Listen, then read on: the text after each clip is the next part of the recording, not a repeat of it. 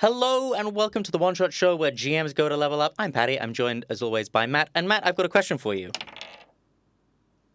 What did I just roll? A dice. It's true. It's true. And there is a number on this dice. I'm going to say a 7. It was a 4 in this particular case. Was it really, though? It was. Was it? And it's behind the screen, so I will never know. You'll never truly madly know. I can say I take a photo of it sometimes, but even it's still not the same thing. It's just not. It's just not. Now, We look, intimated toward this a while ago, and I'm so excited to talk about it. when the players do it, it's cheating. When the GM does it, it's fudging. Those are different, and we're going to explain why and how, and why you definitely shouldn't ever fudge dice. Wink, wink. I had to say that because I realized that not everyone can see the video versions. I'm so excited to talk about fudging. Do you? Be serious, Patty. Yeah. Be honest, like seriously now. Yes, Seriously, yes. do you fudge dice? Forgive me, Father, for I have sinned. I have, on occasion, not in the regular habit, but on occasion, I've fudged a couple of rolls. Oh, Patty, I'm going to beat that out of you. I actually don't know. Not can I the just say, fudging. I don't know where Matt stands on this, but I'm so fascinated. I'm going to beat this out of you. Not the fudging. The qualifiers. Oh. You're so... And I think this is why it's so hard to talk about, right? Because we feel instinctively there's this part of us that believes that it's wrong or that people are going to think it's wrong. So we can't say that we do it because it's like an emperor's new clothes. Like no one wants to be the first person to say. So when we do say it, we layer it and layer it and layer it with all these qualifiers where we go, I don't make a habit of it, and I only do it in very specific. Like me, look, sometimes I just roll terribly. I've rolled like 8 ones in a row, so the combat will be too silly. And then you have these other like purist GMs who put on the dickhead hat and who are like, when I do that, the players just get to have an easy encounter, and it's actually really easy. It's better GMing if you just do it that way. And I don't care. I don't care, you and your dickhead hat. Okay, cool. That's what you do at your tables. I don't care. It doesn't make you better. It doesn't make you worse. It makes you different. There's no moralizing to it, and I think that's the thing. We need to remove the moral aspect, and that's really hard to do because, again, instinctively, it goes against everything we understand about the idea of fairness, because when the players do it, we call it cheating. So, Patty, without the qualifiers, Patty, do you ever fudge rolls? Regularly. Likewise. Yeah. Does that feel good? It does feel pretty good. It feels good, We're doesn't in a safe space. It says on the tin, we say where GMs go to level up. Yeah. And so here we are. We're leveling up. We're GMs, we're leveling up, loud and proud. We're becoming better people. No Hail Marys for me. There's a level of self-honesty that is required here. So, look, let's talk about why we do it and how we do it. And I'm going to open with a little bit of the justification. I actually hate even calling it justification because that implies that it needs to be justified. I don't think it needs to really be justified. Like, I'm running the fucking game. I can do whatever I want. I can say you have a stroke and die on the spot. I can say the villager sprouts 18 heads and eats you. I can do anything. I'm God here. I will lie about the numbers on the dice if I so want. All right? But I do all of those things with purpose. If the villager sprouts 18 heads, it's because there is an eldritch nightmare suffusing this village, and this is the grotesque moments of reveal. I don't just do it fucking william-nilliam. If I lie about the number on the dice, I do it for a goddamn reason. And that is the difficult part, because it better be a good reason. Yeah, I mean, like, I can track back, and it's funny because, like, I can pinpoint a few particular times when I have fudged, and I know the reasons for them, but because it's not a well-trod topic, I don't got a lot of the specifics for me. Shall we talk about when we fudge and why? When we fudge and why. When we fudge and why. I fudge more commonly to make sure that something devastating that I'm doing is calibrated to how devastating I reckon it should be. Yeah, I run a deadly game. I run a difficult game, or difficult's the wrong term. I run a serious threat kind of game. Not every encounter is going to be, potentially very, very scary and deadly, but the threat needs to always be there. But that means I am always on the limit, and sometimes I overcook. Yeah. Sometimes I get it wrong, or sometimes we're on the limit and I roll way too hot. Yeah. Right? Sometimes it's meant to be really on the limit. This is meant to be that one that really reminds people of the threat, and I roll terribly. Yeah. And two extremes of that thing. It's either like it's not punching as hard as I think it should, or whoa, this is punching way harder than it should for the story in this moment, for like for the intent of this encounter or the potential of this encounter.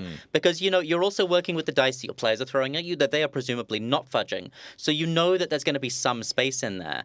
But yeah, I will pull sometimes on a damage dice or on a big hit that I think is going to the wrong player at the wrong time.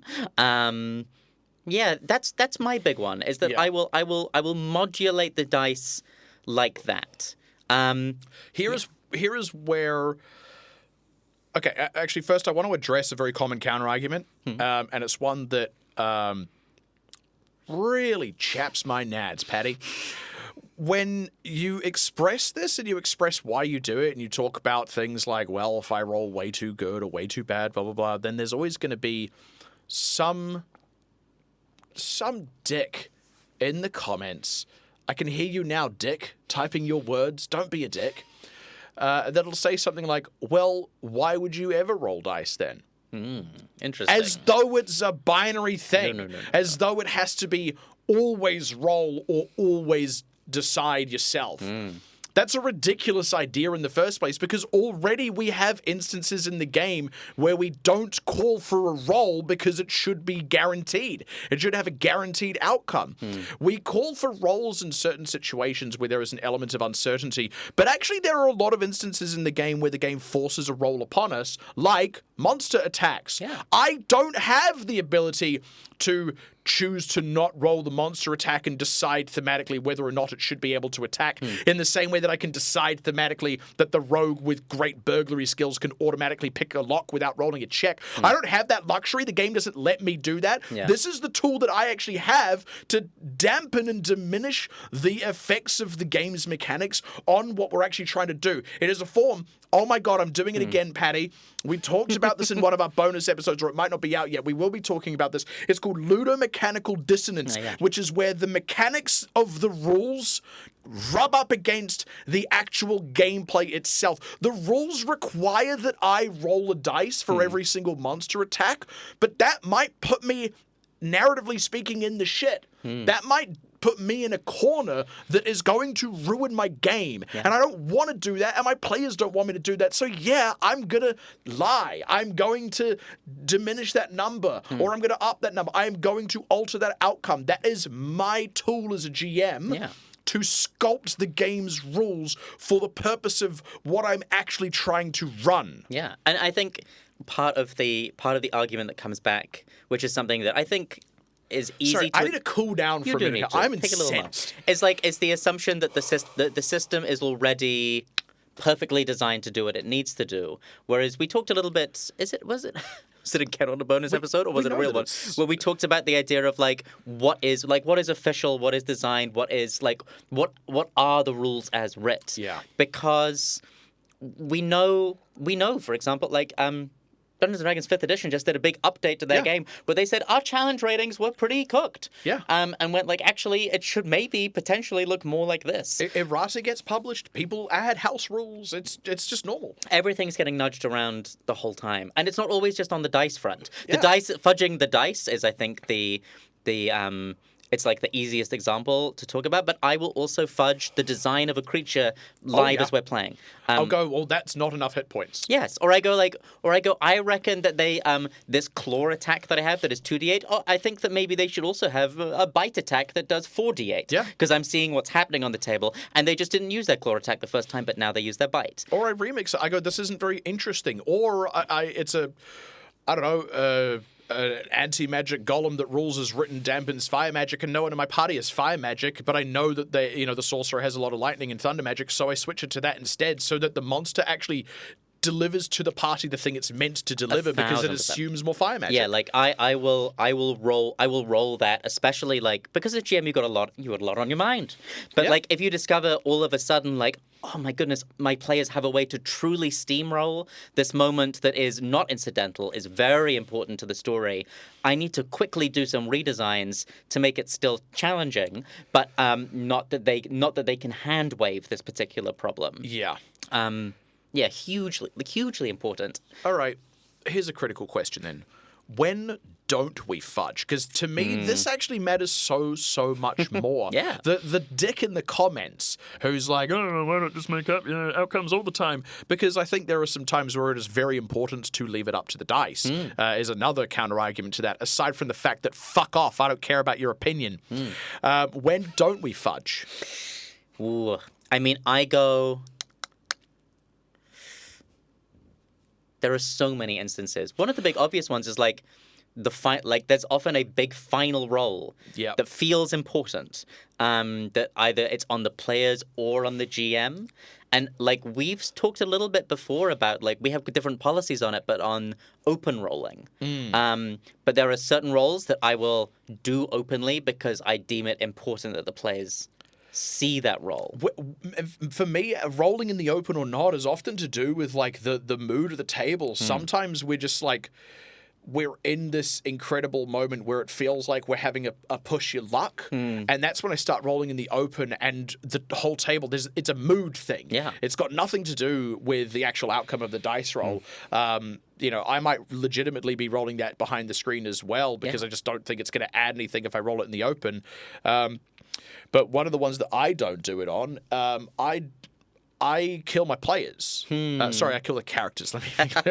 I kill my characters. I don't fudge that. Yeah, I go. That's one of those big rolls. If I've decided, you're down and this enemy is smart enough to go for the kill, I do not back out of that. Yeah. And if I roll a crit and it means it's an insta-kill, I do not back out of that. Yeah. Now, sometimes I'll even roll that in the open. Other times I won't. And sometimes I lie. This is the real brutal one. Hang on. Are you saying what I think you're saying? Having just said I don't fudge this, it's time to sit in the confessional booth. You've really done that? I've never... What I have done is if the monster, the creature, has been targeting the character, they've made the decision, you die. They're fighting a lich. The lich sees the wizard as not just an adversary for this fight, but an adversary on a conceptual level. Every powerful arcane scholar is a threat, and that lich is going for the kill. I'm giving them the kill. And the wizard knows it's happening. The wizard knows that they're going. Now, I don't do this first time around, right? This is the moment in the fight where the wizard's gone down and come up a couple of times. We're leaning on resources, and yet now here they are back up against the wall. There's just no more way out of it. And they know. They're like, we're out of healing magic. I'm out of defensive spells. If this hits me, that's it. I'm done for. And I will make it happen. I will go, okay, that's a hit. You're dead. Because that's so much better than the miss. Because it's the miss that feels like bullshit. Because, what, you're telling me this incredibly powerful magic user that only misses on a roll of a 1, 2, or 3 screwed up the most important attack of this entire encounter? Especially if the lich is nearly gone and they're like, well, if nothing else, I'm taking you down with me. Now, it doesn't mean I'll do it all the time. Obviously, I won't do it all the time. That's a hugely, like, the amount of context that has to be layered around that moment to make the decision. The difference is thematic. If it's just a random-ass encounter and someone happens to go down, that's not one I'm going to fudge. I'm not going to have that you just freaking die to, bandits on the road or a pack of wolves or whatever. Like, that's just the dice fall that way, and I don't pull back from that moment for sure. If it just happens to be that you get savaged by a wolf and it unfortunately crits you twice, that's it. Sorry, new character, roll it up. I run a scary, deadly game. You need to respect the world and the creatures in it. But there are those thematic moments. The counterpoint to that, have you heard of the one hit point dragon? No. Or its close cousin, the 16 hit point dragon. It's basically... you can do this in reverse. It's an enemy that the players kill when it is thematically right to kill them. I've done this, but I was going to bring this up. So, like, sometimes I go, like, if it 1,000% needs to be this player's kill, let's say it's a revenge plot, I will go when the villain hits 1 hit point, they are essentially invincible until that player gets the moment, because it wouldn't be right for the sorcerer to kill the head of the Holy Order if it's the paladin's entire storyline. Yeah. So then, but then it becomes this incredible moment of like. And I've never said that to my players before. I've never said that one to my players before. But it's a really common design trait, because it can truly make that character feel invincible. Until the point that the players go like, you have to do it, my guy, to the paladin, and then that's the moment it's going to happen. There's the opportunity in the same way that we can use fudging as a tool to really nail down the thematics of something. You can actually give your players tools to do the same thing. Those tools aren't fudging dice. They're different tools than what we get, because the GM and the players have different tools. But it's accomplishing the same thing, and when you look at it through that lens, fudging doesn't seem so bad at all. And I think the final note that I want to end this on that I think is really, really critical is... underneath all of this is actually a conversation about trust. The reason we think that, instinctively think that, maybe don't fudge, fudging's bad. Obviously it's bad. Well, it's effectively cheating. You're lying about the outcome. It's because it feels like we're going to break a kind of trust. And I think the reason we're so reticent to talk about it all the time as GMs is because it feels like admitting to it is going to break a trust that the players have in us, and we're afraid of losing that trust. I think that's wrong. I think we would be better off if what we had is a world where players understood that the GM is going to fudge sometimes, and the trust you have with the GM is that they are only going to do it right. And this is the scary thing when you're giving this out as advice, because I know there are a lot of new GMs out there that don't yet understand when and how to do it right. That's why we wanted to talk about this, is you can use this as a tool, but please be very careful. It's a radioactive material. Have your biohazard suit on, because you have to be able to use it right, or you will lose that trust. The players don't even have to know you're fudging for you to lose that trust. They just have to suspect it, and they're only going to suspect it if you've been doing it when you shouldn't be, and when it's too obvious, and when it spoils things for them. Please, as you learn how to fudge well, be very, very careful. Yeah. Holy. With all of that being said, I've been lying this whole time. I've never fudged a roll in my life. I've got you, Patty. I've got you dead to rights. You're a filthy, dirty liar and a bad GM. Don't fudge dice, kids. We'll see you in the next one. If you're enjoying listening to The One Shot Show, why not support us on Patreon? Go to patreon.com/OneShotShow, where you'll be able to find video versions of our episodes, long-form bonus episodes that we release every single month, access to our community Discord server. You can pose questions for our special Q&A episodes, and if you're back at the higher tiers, you can even vote on what questions we cover in our show. Check it out.